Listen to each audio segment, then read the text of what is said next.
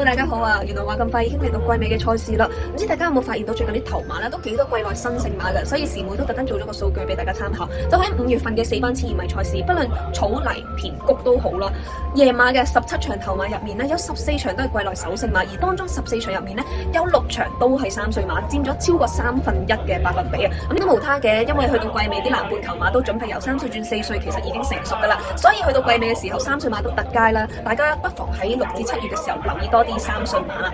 而第二場4班1800米賽事就正有一匹3歲嘅側身馬，就係6號嘅妙算奇勝啊！咁呢匹馬今季唔係跑好多嘅啫，只係作賽咗5場，但係呢個路程已經一個亞軍一個季軍啦。上仗咧都屬於超高水準賽事嚟㗎，因為頭馬嘅香港神區啦，再出咧都再贏㗎。咁而跑第3名嘅馬型號威風啦，再出亦都保中啦，甚至乎影贏佢嘅跑第4嘅神區馬齡再出亦都入到 Q 啊！咁所以妙算奇勝呢一匹馬喺呢組基本上惡晒。另一匹就係12號嘅駕勢奇巴啦，咁升咗上4班之後一直都喺田草度作賽嘅。咁上仗咧119磅我跑過第3，今次咧落翻過嚟谷草，仲有得減2磅啦。咁相信形勢上都幾佔優嘅，因為今場好多重磅馬咧，其實都有好多不穩定因素啊。咁所以不妨咧輕磅都揀選呢一匹嘅駕勢奇巴。所以今次 K 妹都係比較傾向一條連贏位置 Q 單棍啦，就係6號嘅妙算奇勝搭12號嘅駕勢奇巴。咁今集分享都差唔多啦，大家咧俾個 like 啦。另外咧賽馬 KOL 嗰度啱啱就出咗 K 妹嘅新片啦，咁希望大家都可以 click 入去俾個 like 啦，順便可以睇下支持下我啦。咁今集係咁多，拜拜。